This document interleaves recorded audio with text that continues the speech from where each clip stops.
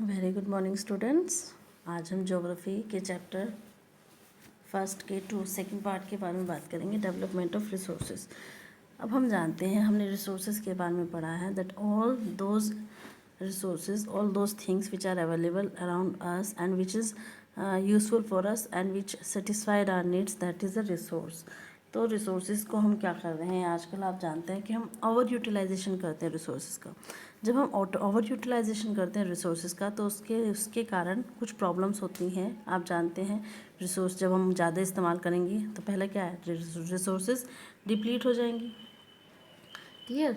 दूसरा कि रिसोर्सेज जो हैं इक्वली डिवाइडेड नहीं है हमारी सोसाइटी में, तो हमारी सोसाइटी को 2 पार्ट में डिवाइड कर रहे हैं, रिच और पुअर।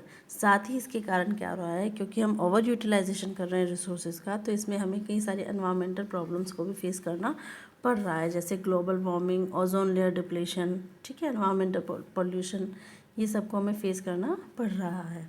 इनके अलावा और भी 2 कारण हैं, जैसे कि अगर आपका ओवर यूटिलाइजेशन रिसोर्स होगा तो हमारा क्या होगा, इकोनॉमिक ग्रोथ कम हो जाएगी, क्योंकि अवेलेबिलिटी ऑफ रिसोर्सेज हमारे पास धीरे धीरे कम होती जा रही है। क्लियर। साथ ही ये कारण एक और इसका वो हो सकता है, एक प्रॉब्लम ये भी अराइज हो सकती है कि फ्यूचर जो जनरेशन आने वाली है उसको भी प्रॉब्लम्स को फेस करना पड़ सकता है, ठीक है। तो रिसोर्स, अब इसके लिए हमें क्या ज़रूरी है, इसके लिए हमें बहुत ज़्यादा ज़रूरत है रिसोर्स प्लानिंग की।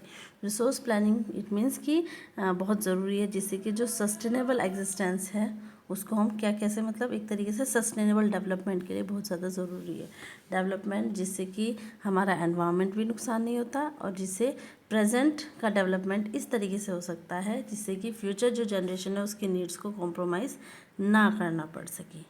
रिसोर्स प्लानिंग, अब रिसोर्स प्लानिंग हम जानते हैं, रिसोर्स प्लानिंग इट मीन्स कि हम अपने रिसोर्सेज को उसके लिए ऐसा प्लानिंग करें कि उनको हम क्या करें, उनको हम सेल्फ यूटिलाइजेशन या फिर यूटिलाइजेशन इस तरीके से करें जिससे कि फ्यूचर जनरेशन को कोई भी कॉम्प्रोमाइज़ करना ना पड़े। क्योंकि हम जानते हैं जो हमारे पास अवेलेबल रिसोर्सेज हैं वो ज़्यादा तो नहीं है, लिमिटेड है, ठीक है। किसी एरिया में कोई रिसोर्स अवेलेबल है, किसी एरिया में कोई और रिसोर्स अवेलेबल है, तो इस तरीके से हमारे रिसोर्सेज हैं, लिमिटेड रिसोर्सेज हैं, लेकिन हमारी वांट्स तो अनलिमिटेड होती हैं। Resource planning India, resource planning जो है बेटा बहुत कॉम्प्लेक्स प्रोसेस है। इसमें सबसे पहले क्या करना पड़ेगा, identification and inventory of resource across the region of the country. सबसे पहले ये आइडेंटिफाई करना पड़ेगा, सर्वे करना पड़ेगा रिसोर्सेज का कि हमारे पास रिसोर्सेज कौन सी कितनी अवेलेबल हैं। Clear. Evolving a planning structure endowed with appropriate technology, फिर साथ ही हमें क्या करना पड़ेगा, हमें उसको एक स्ट्रक्चर तैयार करना पड़ेगा, प्लान स्ट्रक्चर तैयार करना पड़ेगा।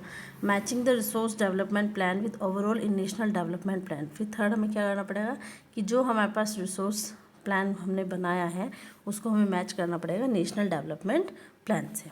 क्लियर। अब टेक्नोलॉजी का, रिसोर्स डेवलपमेंट में टेक्नोलॉजी का बहुत ज़्यादा इंपॉर्टेंट रोल है, क्योंकि जैसे हमारा एग्जाम्पल है उसके टाइम पे, ब्रिटिशर्स के टाइम पर, ठीक है, कॉलोनियल रूल जब था उसके टाइम पर हमारे पास रिसोर्सेज तो बहुत ज़्यादा अवेलेबल थी, लेकिन टेक्नोलॉजी हमारे पास नहीं थी। तो इसका फ़ायदा किसने उठाया था, ब्रिटिशर्स ने।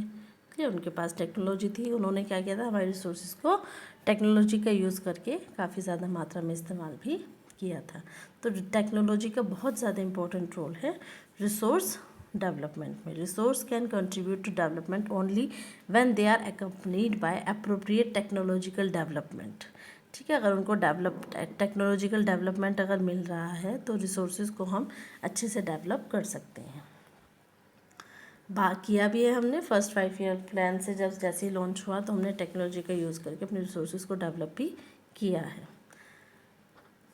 अब ये जो प्रॉब्लम है जो हम करें, to overcome irrational consumption and over utilization of resources, resource conservation at various level is important। अलग अलग लेवल पर रिसोर्स डेवलपमेंट बहुत ज़्यादा ज़रूरी है, रिसोर्स का कंजर्वेशन बहुत ज़्यादा ज़रूरी है। लैंड रिसोर्सेज, लैंड रिसोर्सेज ये नेचुरल रिसोर्सेज हैं जो बहुत ज़्यादा इंपॉर्टेंट है, क्योंकि हम ह्यूमंस हैं और हमारी हर टाइप की एक्टिविटीज़ कहाँ पर होती है बेटा, लैंड पर ही होती है। चाहे वो आपका नेचुरल वेजिटेशन को भी सपोर्ट करता है, वाइल्ड लाइफ को भी, ह्यूमन लाइफ को भी, इकोनॉमिक एक्टिविटीज़ जो ह्यूमन की होती हैं उन सबको, ये ट्रांसपोर्ट है, उन सबको किस पर कौन सपोर्ट करता है, लैंड सपोर्ट करता है। इंडिया में हम जानते हैं, आपने पहले भी पढ़ा होगा ज्योग्राफी में, इंडिया में क्या है, कई सारे रिलीफ फीचर्स हैं लैंड के, जैसे माउंटेन्स हैं, प्लेट्यूज हैं, प्लेन्स हैं, आइलैंड है। क्लियर।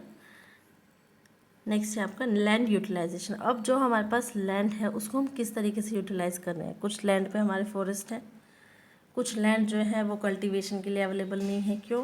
क्योंकि या तो बैरन और वेस्ट लैंड है, वो मतलब वहाँ पर कुछ नहीं हो सकता है, बैरन है, अनुपजाऊ है। ठीक है। या फिर हमने उनको क्या किया, नॉन एग्रीकल्चरल एक्टिविटीज़ में या नॉन एग्रीकल्चरल यूजेस में डाल दिया, जैसे इंडस्ट्रीज़ वगैरह सेटअप करने के लिए या कोई वैसे अलग काम करने के लिए हमने उसको यूज़ कर लिया है। कुछ हमारी फैलो लैंड्स हैं। फैलो लैंड्स मतलब कि उन पे क्रॉप्स तो उगाते हैं हम, लेकिन एक सीज़न के लिए, या मतलब एक सीज़न क्रॉप उगाया, उससे अगले सीज़न के लिए हमने उसको खाली छोड़ दिया। ठीक है, कि जिससे कि उसकी फर्टिलिटी जो है वो इम्प्रूव हो जाए। तो इस टाइप की कुछ लैंड है। कुछ अदर अनकल्टिवेटेड लैंड्स और भी हैं फैलो लैंड्स के अलावा। या पांचवा जो हमारा है, फिफ्थ जो है हमारा नेट सोन एरिया, की ओवरऑल जितना परसेंट हमारा लैंड का, कंट्री के लैंड का जितना परसेंट हमारा किसके लिए यूज़ हो रहा है, क्रॉप्स के लिए यूज़ हो रहा है, क्रॉपिंग के लिए यूज़ हो रहा है, उसको बोलते हैं नेट सोन एरिया। क्लियर। जैसे पंजाब हरियाणा की बात करते हैं, करीबन वहाँ पर 80% से ज़्यादा नेट सोन एरिया है। ठीक है। और कई कई पर बहुत ही कम है। आपका अरुणाचल प्रदेश है, वहाँ पर बहुत ही कम, आपका 10% से भी कम आपके क्या है, नेट सोन एरिया है। तो इस टाइप से हमारा लैंड यूटिलाइजेशन हो रहा है। क्लियर। और भी लैंड यूज़ पैटर्न और भी हैं। कुछ फिजिकल फैक्टर्स हैं जिससे कि हमें जो डिटरमाइन करते हैं कि हमारी लैंड का यूज़ कैसे होगा। कुछ फिजिकल फैक्टर्स और कुछ ह्यूमन फैक्टर्स भी है। फिजिकल फैक्टर जैसे टोपोग्राफी, क्लाइमेट है, सॉइल टाइप है, तो सॉइल के अकॉर्डिंग या क्लाइमेट के अकॉर्डिंग भी पता चलता है कि वहाँ की लैंड को हम किस तरीके से कैसे इस्तेमाल कर सकते हैं। क्लियर। कुछ ह्यूमन पॉपुलेशन है, फैक्टर्स हैं, जैसे पॉपुलेशन कहीं पर ज़्यादा है, पॉपुलेशन डेंसिटी डिटरमाइन करते हैं कि वहाँ पर लैंड का यूज़ कैसे होगा। टेक्नोलॉजिकल कैपेबिलिटी, उस एरिया की टेक्नोलॉजी कैसी है, वहाँ पर लैंड को किस तरीके से इस्तेमाल किया जा सकता है। जैसे हमारा कुछ इंडस्ट्रियल एरिया होता है, वहाँ पर इंडस्ट्रीज़ वगैरह जाता है। कुछ एग्रीकल्चरल एरियाज़ होते हैं हमारे, जहाँ पर एग्रीकल्चर ज़्यादा होते हैं। ठीक है। जैसे पंजाब हरियाणा, वहाँ पर एग्रीकल्चर ज़्यादा है, तो वहाँ पर क्या है, वो एग्रीकल्चर के लिए यूज़ होता है लैंड। जैसे आपका दिल्ली वगैरह है, यहाँ पर क्या है आपका इंडस्ट्रीज़ वगैरह, या मतलब वैसा ज़्यादा होता है, प्रोफेशनल कोर्सेज़ वगैरह, तो यहाँ पर क्या है, लैंड को उस बिल्डिंग्स वगैरह बनाने में इस्तेमाल किया गया है, इंडस्ट्रीज़ वगैरह बनाने में इस्तेमाल किया है। कुछ कल्चरल ट्रेडिशंस, इनके डिटरमाइनिंग के बेस पर भी हम क्या करते हैं, लैंड को यूज़ करते हैं।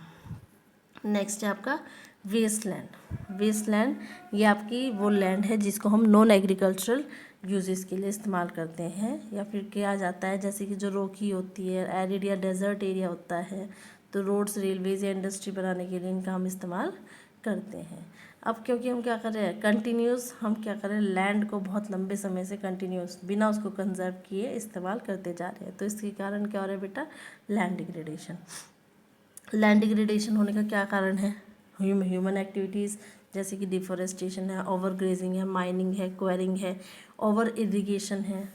तो ये क्या है, यही लैंड डिग्रेडेशन का कारण है। जैसे पंजाब हरियाणा है, यहाँ पर लैंड डिग्रेडेशन हो रहा है। क्यों? क्योंकि वहाँ पर ओवर इरिगेशन हो रहा है।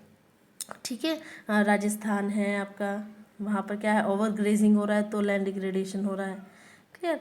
तो और काफ़ी सारे कारण हो सकते हैं। ओवर माइनिंग हो सकता है आपका, ओवर माइनिंग के कारण भी क्या होता है, आपका लैंड डिग्रेडेशन हो रहा है। क्लियर। कई सारे इंडस्ट्रियल एरियाज़ होते हैं जहाँ पर इंडस्ट्रियल वेस्ट ज़्यादा होता है, तो वहाँ पर भी लैंड सॉइल क्या कहते हैं, लैंड डिग्रेडेशन हो रहा है, वाटर पॉल्यूशन हो रहा है कई सारे पार्ट्स इंडिया में। ठीक है। तो इस तरीके से अब इनको हम कैसे कर सकते हैं, लैंड डिग्रेडेशन कैसे रोक सकते हैं, कैसे इसका बचाव कर सकते हैं। हम क्या करें, हम सबसे पहले तो कि ओवर इरिगेशन, ओवर माइनिंग और ओवर ग्रेजिंग ना कराएं, उनको मैनेज करें। हम क्या कर सकते हैं, हम माइनिंग एक्टिविटीज़ को हमने कंट्रोल कर लिया। ठीक है। जो वेस्ट लैंड है उसको हम प्रॉपर मैनेज कर सकते हैं। हम क्या कर सकते हैं, हम एफोरेस्टेशन कर सकते हैं, ज़्यादा से ज़्यादा प्लांट्स को क्या कर सकते हैं, ग्रो कर सकते हैं। और हम क्या कर सकते हैं, हम उसमें जो हमारा इंडस्ट्रियल वेस्ट होता है उसको हम प्रॉपर मैनेज करके प्रॉपर डिस्पोज भी कर सकते हैं। तो इनके थ्रू हम क्या कर सकते हैं, लैंड डिग्रेडेशन को रोक सकते हैं। बाकी पार्ट बेटा हम नेक्स्ट क्लास में पढ़ेंगे। आप इनके नोट्स बनाएंगे और इनको ध्यान से अच्छे से अपने प्रिपेयर करेंगे।